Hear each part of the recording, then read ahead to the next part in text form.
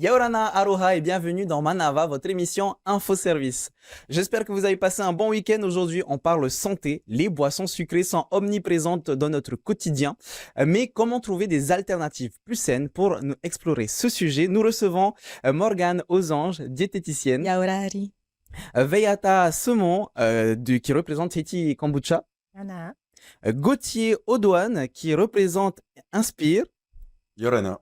et enfin Meimiti Yors, passionné de jus de fruits et légumes frais. Yolana.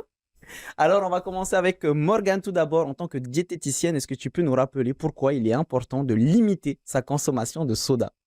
Alors, tout simplement par rapport à leur taux de sucre ajouté, hein, ce sont des calories vides. Les sodas n'apportent pas de nutriments intéressants, pas de vitamines, de minéraux, uniquement du sucre et en plus sous forme liquide. Donc, ton estomac, en fait, il n'a aucun travail à faire.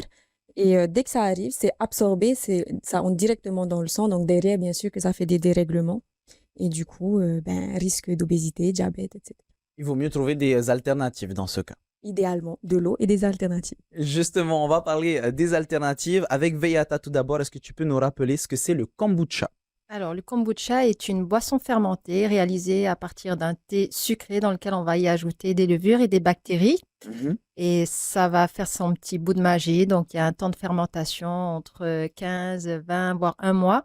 Et ça va donner une boisson légèrement acidulée, pétillante, donc avec un pH relativement bas et qui va être gorgée de probiotiques, de vitamines, de minéraux et plein d'autres choses, d'acides aminés qui sont très bons pour la santé. On va rentrer dans les détails après. On fait le tour de table avec Gauthier. De ton côté, tu mets en valeur la spiruline. Alors, on en entend depuis de plus en plus depuis quelques années. Qu'est-ce que c'est la spiruline?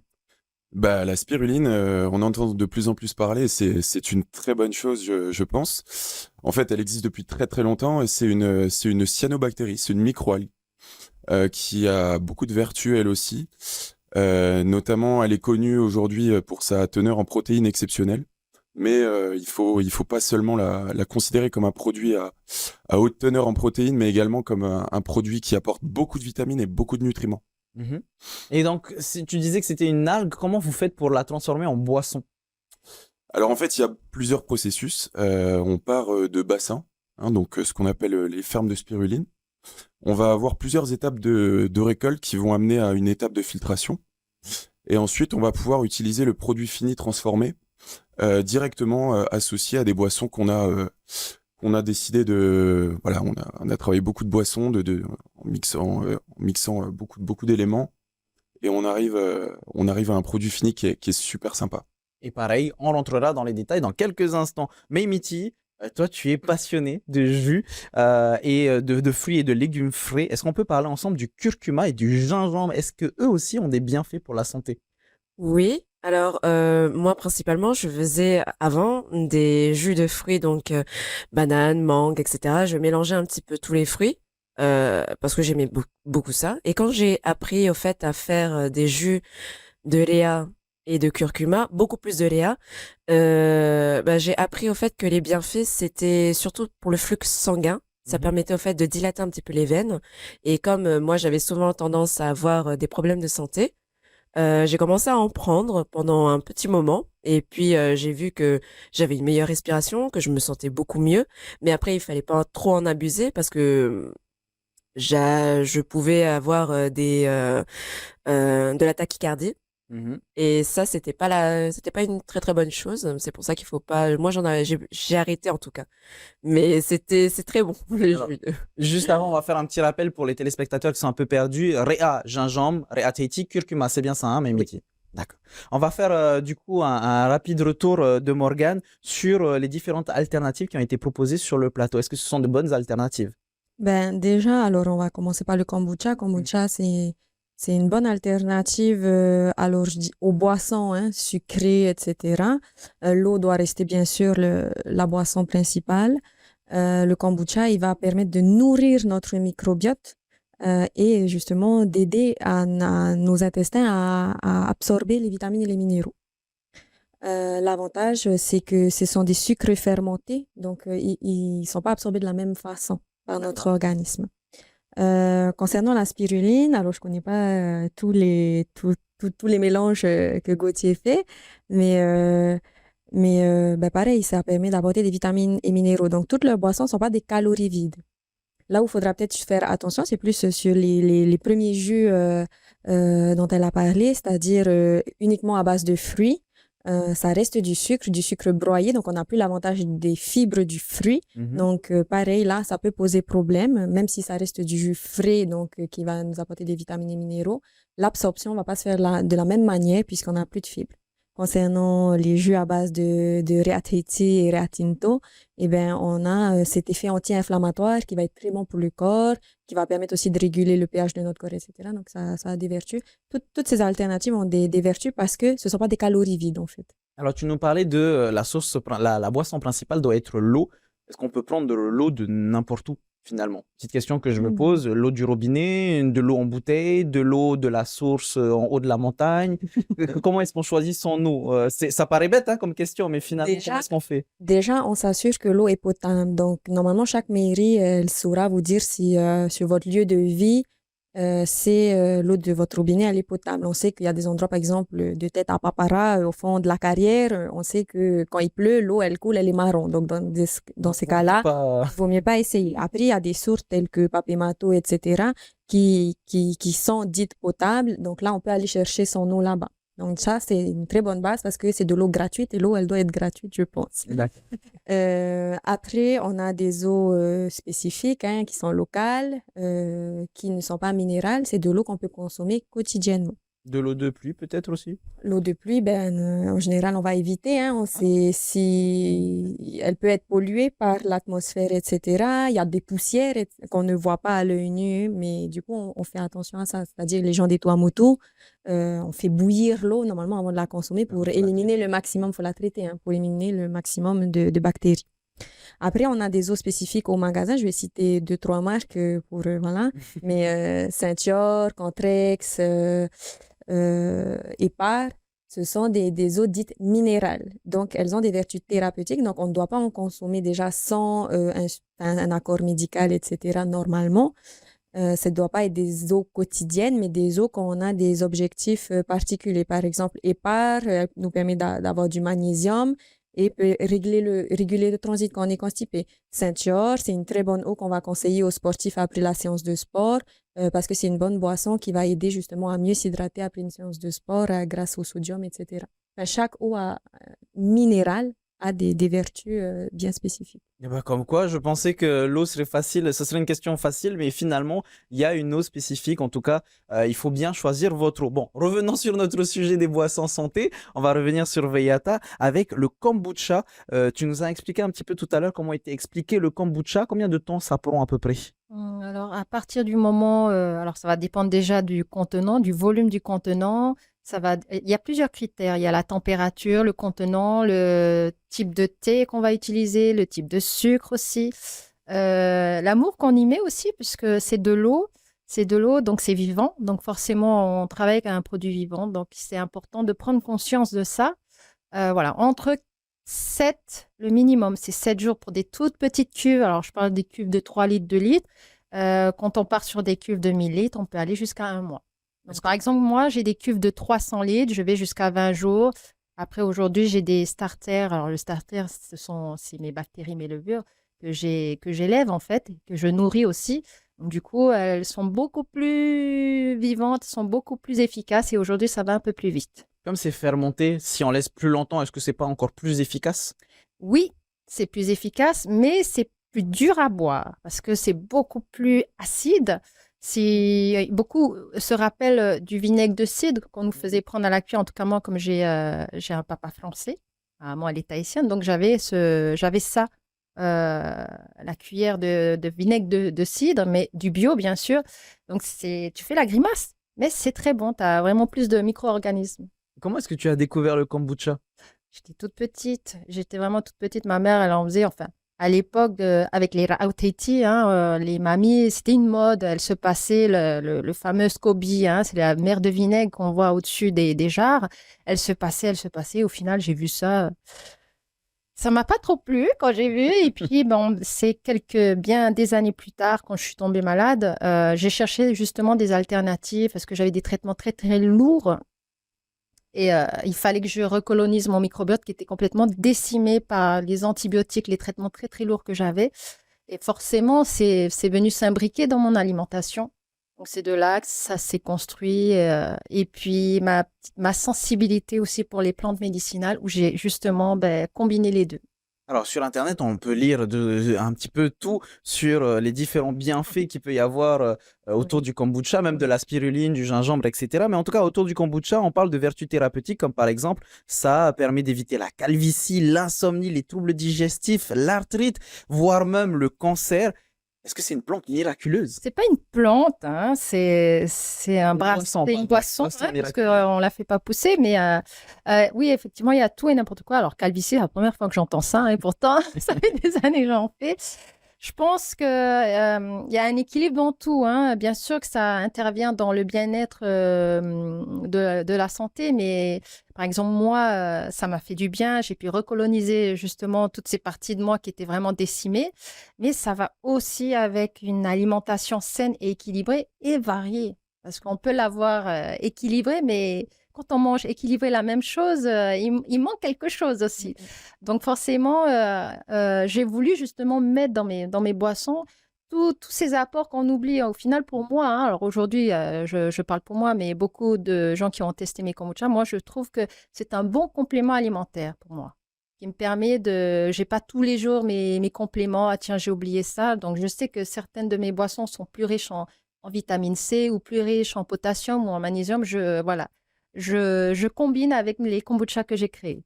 Un autre complément qui existe, c'est la spiruline. Donc Gauthier, pourquoi avoir choisi la spiruline?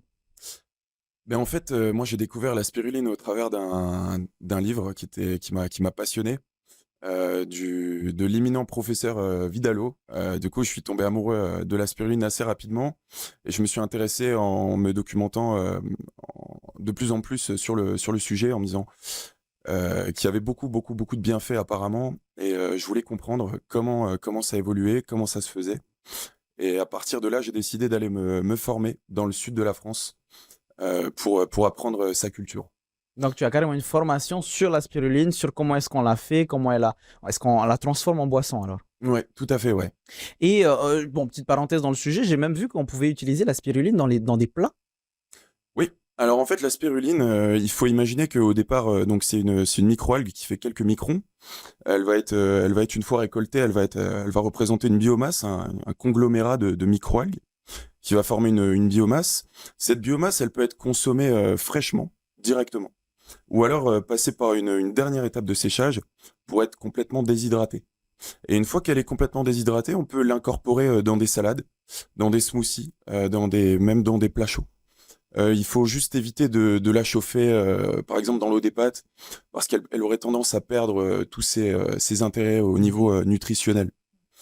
Donc voilà, elle peut principalement s'utiliser pour des plats froids, des salades. C'est super intéressant. Si on parle des effets positifs, hein, comme on l'a fait pour le kombucha, on parle d'effets hypolipémiants. Qu'est-ce que c'est, Morgane? Alors, hypolipémiant, ça va concerner donc hypolipède, lipémiant, lipides, gras. Donc, ça va jouer sur le bilan lipidique, cholestérol, triglycérides. Le cholestérol, on entend par là le HDL, c'est-à-dire le bon cholestérol, et le LDL, le mauvais. D'accord. Voilà. Donc, c'est ça. Ça rééquilibre un petit peu et ça t'évite d'avoir des maladies en lien avec le gras dans ton corps. D'accord. Bon. Ou grossièrement. Hein? Grossièrement. Je reviens du coup sur toi, Gauthier. Est-ce qu'il y a d'autres effets positifs dont toi, tu as entendu parler? Ben, en fait, disons que c'est principalement une synergie. C'est une synergie, disons que si on va avoir une amélioration au niveau lipidique, on va avoir forcément de manière, je dirais par effet domino, d'autres effets positifs qui vont s'imbriquer. Donc elle peut avoir des effets intéressants sur le cancer. Aujourd'hui, c'est quasiment prouvé. Il y a eu beaucoup de tests faits sur les animaux, également sur les humains. Ça fait une 50aine d'années qu'il y a des tests aujourd'hui qui sont assez intéressantes à observer. Donc sur le cancer, également sur ce qui concerne le diabète, très intéressant de ce point de vue-là. Et aujourd'hui, en fait, ouais, Je pourrais pas mieux dire qu'elle agit vraiment en synergie avec beaucoup d'autres éléments. Mais comme le disait tout à l'heure Vayata, on va avoir il faut que ce soit couplé à une alimentation variée et riche. Oui, comme on dit, c'est un complément alimentaire. Donc ça ne fonctionne pas tout seul. Alors non, j'aime pas l'idée de complément Ah, alimentaire. Moi, je le considère comme un aliment à part entière. d'accord. Je l'agrémente, comme je le disais, on peut le mettre dans les salades. Moi, je le mets tous les matins dans mon smoothie. Donc, je considère pas que ce soit un complément, mais bien un aliment vraiment à part entière. Et on va terminer avec du coup Memiti. Tu nous as parlé du Rea ou du Rea Titi tout à l'heure, donc du gingembre et du curcuma, mais tu utilises aussi le moringa. Qu'est-ce que c'est? Alors le moringa, c'est une plante. Je ne pourrais pas dire comment elle pousse, etc. et tout. Mhm. Je sais juste que c'est une plante. J'en ai un petit peu chez moi et je ne savais pas en fait ce que c'était avant le moringa. Et je ne savais même pas que j'en avais chez moi. J'achetais au fait, j'achetais au magasin en fait de la poudre de moringa que je rajoutais au fait dans mes smoothies parce qu'on me disait au fait il y avait d'énormes bienfaits. Sur la santé, enfin, moi, c'est ma tati qui me disait sur le cœur, sur le corps, sur toutes sortes de maladies. Après, je ne sais pas si c'est totalement vrai, mais elle me disait d'utiliser, d'en mettre dans ma nourriture, dans mes smoothies, etc. Et, Mhm. euh, et puis, voilà, c'est tout ce que je peux dire à peu près du moringa. Si on parle un petit peu de goût, on va continuer avec toi. On a parlé du gingembre et du curcuma. Oui. Est-ce que c'est accessible? Au final, tout le monde peut en boire ou est-ce que c'est un petit peu compliqué? Eh ben, déjà pour moi, la première fois que j'en ai bu et que j'en ai mangé, ça n'a pas un très très bon goût. Vu que c'était en poudre, hein, ça n'avait pas un très très bon goût. Mais c'est vrai que tout le monde peut en manger, tout le monde peut en boire. Ce n'est pas compliqué à préparer. Bon après moi c'était en poudre, mais après les feuilles de moringa, j'en ai jamais cuisiné, j'en ai jamais broyé, jamais fait dans mes smoothies. Mais je sais qu'en tout cas tout le monde peut en boire, tout le monde peut en manger. Le goût, c'est une question d'habitude, Veyata, par exemple, pour le kombucha. Ah, il faut habituer le palais, hein. Il y a des gens, la première fois qu'ils boivent le kombucha, c'est, ouh. C'est surprenant. Voilà, c'est surprenant, hein, c'est normal, hein. Il faut habituer le palais, il faut déshabituer aussi le palais de mauvaises habitudes alimentaires aussi, hein. Il y a ça, hein. Le trop sucré, je pense qu'on va y revenir assez souvent, mais bien souvent, par exemple, moi, mes kombucha, on va dire en moyenne, en sucre au moment de la mise en bouteille, je suis à peu près à 40 grammes de sucre pour 1 litre, entre Mhm. 45. Le plus haut, c'est 50 grammes. Et encore, le produit continue à fermenter, donc il digère les sucres. Donc on arrive à quelque chose, voilà, je ne vais pas citer les noms, mais des sodas où je me suis amusée à mesurer le sucre, qui est quand même 120 grammes de sucre pour 1 litre. C'est énorme, quoi. C'est vraiment beaucoup. Voilà. Si on revient sur le goût, pareil pour la spiruline, est-ce que c'est facile comment dire, à boire, à prendre? Oui, alors en fait, il y a des gens qui ont une idée préconçue de la spiruline par rapport à des expériences qu'ils ont pu faire, à des tests qu'ils ont pu faire. En fait, il faut bien distinguer, il y a finalement deux manières de produire. Enfin, il y en a beaucoup, mais il y a différents protocoles qui, une fois que la spiruline est empaquetée, elle peut avoir un goût assez fort, une odeur et un goût assez fort. Il faut savoir que c'est pas le cas de toutes les spirulines parce que ça dépend vraiment de la manière dont on la produit. Mhm. Donc Aujourd'hui, une fois qu'elle est incorporée à notre boisson, nous, le but des boissons à la spiruline, c'est vraiment de démocratiser finalement son usage, de le rendre ludique et agréable.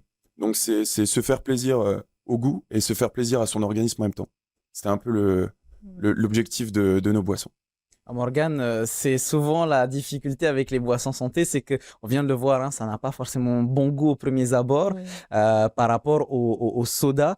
Est-ce qu'on peut avoir un retour de ta part sur justement ce goût-là qui peut freiner?